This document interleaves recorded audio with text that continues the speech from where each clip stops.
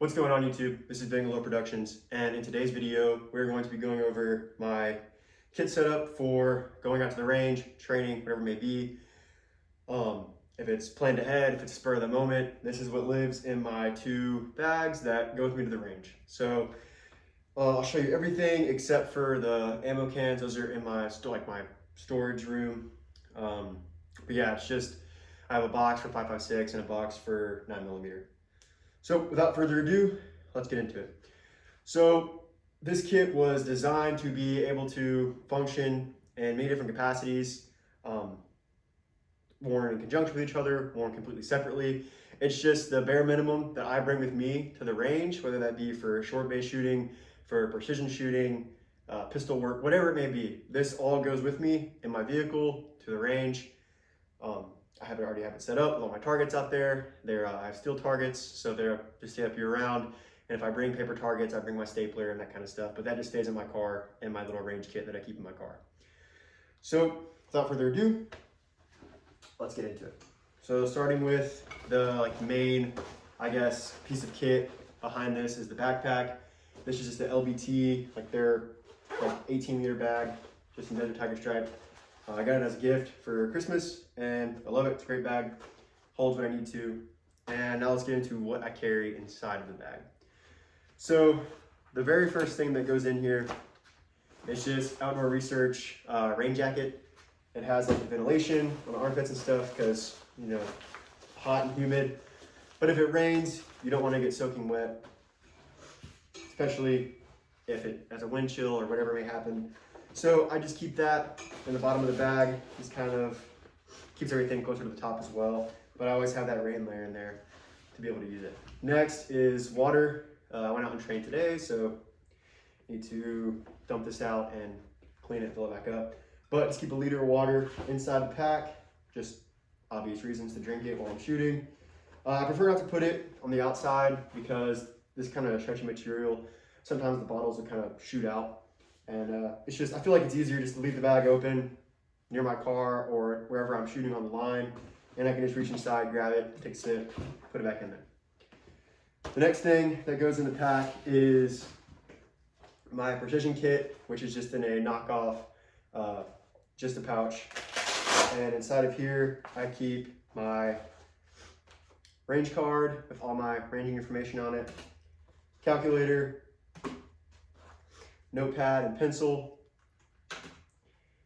keep my rangefinder, and then my wind wizard, basically like a cheap Kestrel. So it just gives me the wind and the weather, which helps for those precision shots. So keep all that in here, and in the back I have a 30 cal insert instead of a traditional 5.56. Because when I shoot just my bolt gun, I just use this and I don't wear any other kind of kit. And I just keep this on my hip so that way I can use my bolt gun and I'm good to go. So this just stays in the pack. Mostly don't use it unless I'm using my bolt gun or if I'm taking my GP build out past 300 yards, which isn't often enough to wear this all the time when I'm at the range. But I just carry that in there as well. And then in the front compartment, I keep this little Magpul DACA pouch, and it just has a battery bank, a charger, and spare batteries for nods and all my flashlights and stuff like that.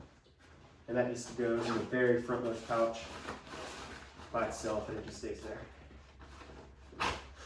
Then, moving on, we have iPro and not pictured snacks, and those go in the very top compartment on the very front. Keep them right there. I'm usually wearing them, so I usually don't keep them in a case or anything. Right up top, when I get out there, put them on. If I don't need to take them off, put them back in here. And then I'll keep protein bars, little honey stinger waffles, electrolyte mixes, stuff like that in here. And then I don't always bring this with me, but it's nice to have it. And it's just the Spiritus systems. They're a little radio wing with my bail thing in here. I mean, it's not very often that I'm doing something that requires a radio in the first place, but if for some reason I am, or the guys I'm training with want to work on radio stuff, bring this, and I can just throw it on my chest rig really quick. It's just Velcro it on, and now I have a radio that I can use. So I usually don't even bring this, but just for the sake of the video, if I were to bring it every time I went out and it wasn't like a pre-planned type deal, I would just toss this in here as well. And then the last item that goes in here, and it's the first item to come out, is my IFAC, and it's just the LBT like tearaway IFAC, the little tab, rip it out, and then I keep, it's like a knockoff Blue Force Gear medical insert. This has all my IFAC stuff, and I run this system because I can just put this directly on my pants belt on the back, or I can take this out, and if I have pants with bigger pockets, I can just throw it in the pants pocket itself. It's a pretty good system. I like it, and just have been running it for a while. Yep, that just stays at the very top. When I get out to the range to get working, pull it out, put it on my belt, or just take the IFAC out and put it in my pants pocket. And then this doesn't go in the bag. Obviously, this is my concealed carry. I wear this, and usually when I go to the range, the first thing we always do, me and my buddies, if we're going out, if I'm going out by myself, is we're working on concealed, shooting from the waistband. So usually before anything else gets put on, I throw some ear pro in, and we work with our concealed carries.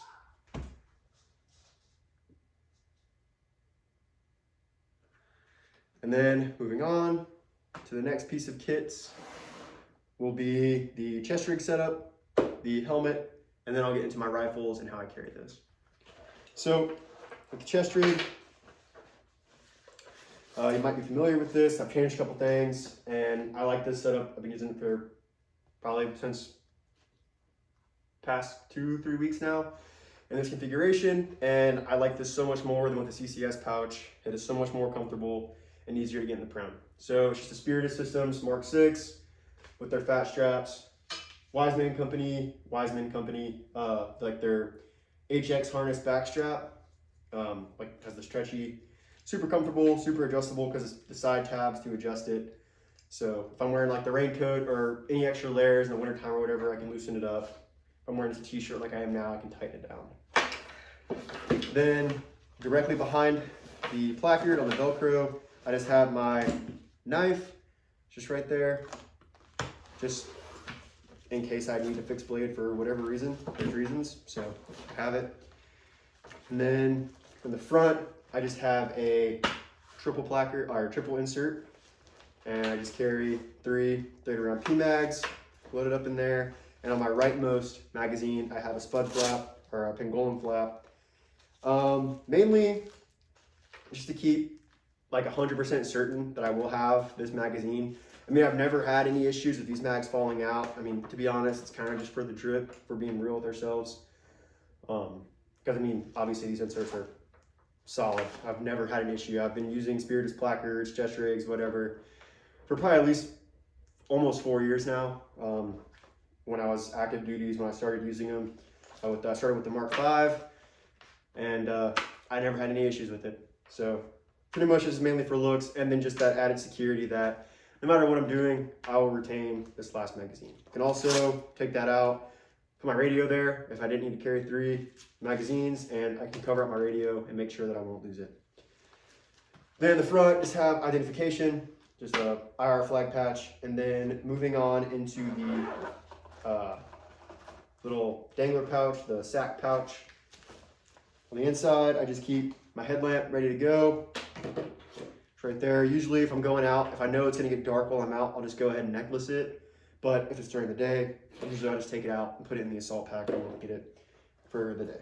And then I have a little chem light insert on the back.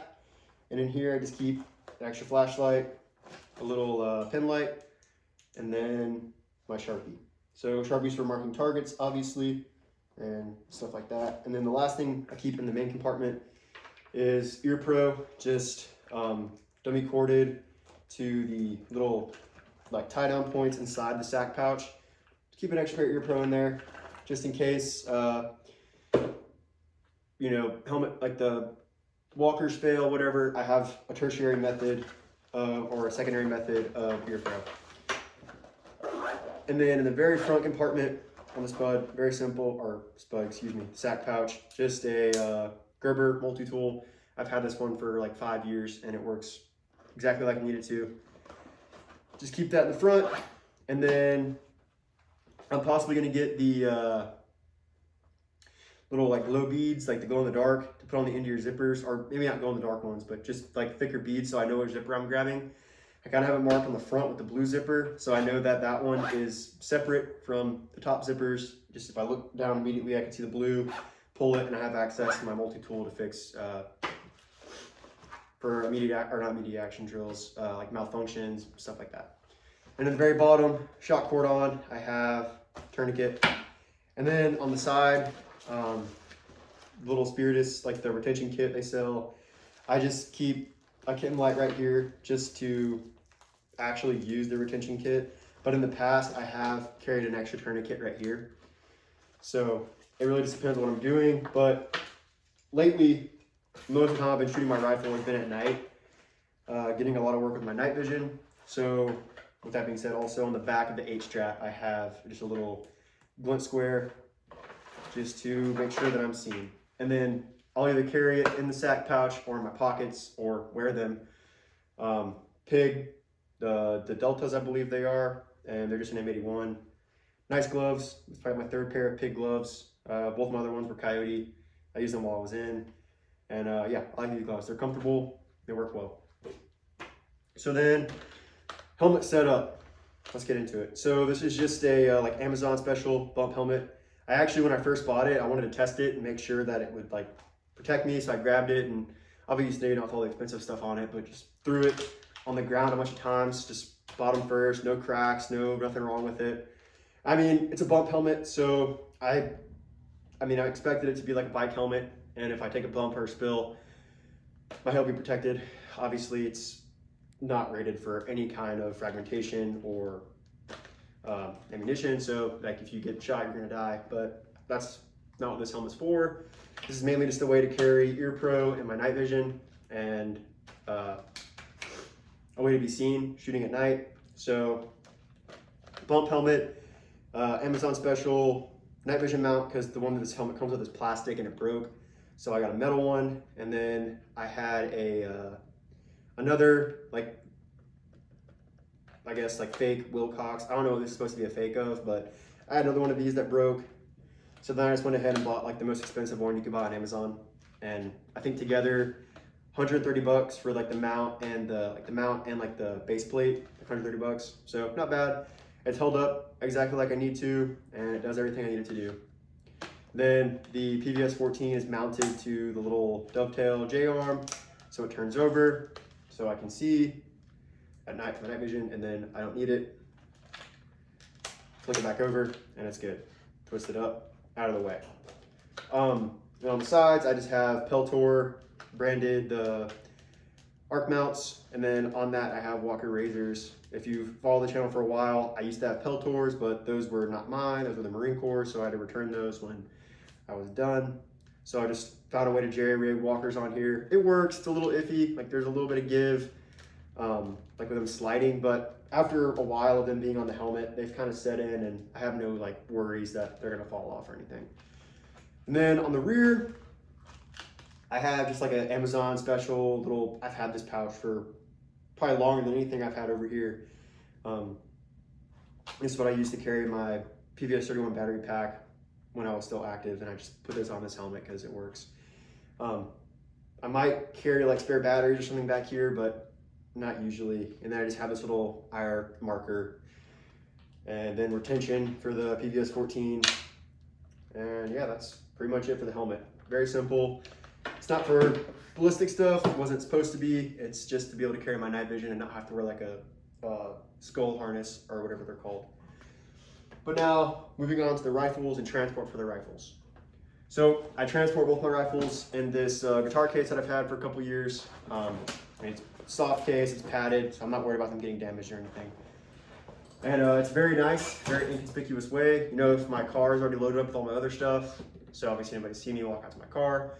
If I walk out that guitar case, nobody's gonna think, oh, he's got a gun in there, right? That's the whole idea behind this, is to not draw attention when I'm loading up my car. But yep, so let's get into the rifles.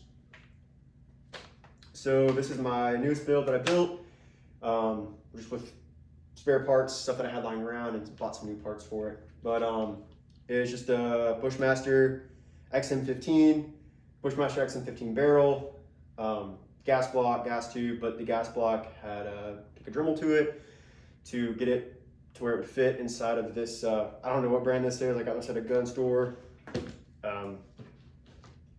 It was the cheapest one they had like last year whenever I was upgrading my original gun, and so I just threw this on this build. And it's kind of like my home defense build / my burner rifle. I say burner not like in an illegal sense, but as just kind of like a gun that has capabilities. Obviously it's got the magnifier, it's got the red dot, it's got a flashlight, it's got ambidextrous safety, it's got a CMT single stage trigger, but this isn't my main rifle that I would use aside from like home defense. It's by my nightstand because of the red dot and the scout light at the end. So this is just the weapon that I would be my go-to for a home defense scenario. But the reason it's my burner rifle is because if I'm going out with somebody that doesn't have a rifle at all, this is the rifle that I will hand to them, and this is what they can use because, like I said, it's got plenty of capabilities for what it is. And it's not a bad rifle by any means. Actually, today, with the red dot magnifier, I was hitting at 200 yards. So, I mean, say what you will about red dots and magnifiers, but I believe they do have their purpose. And for just basic shooting, I think that's probably better than trying to get into LPPOs and like bigger optics. But then this is my main rifle, my GP rifle. This is the one I've been working on for years now. It's been in the channel a lot at different times. And so yeah, let's actually get into it for once. So the main base rifle was a Bushmaster XM15 that I got for free from a family member as a gift.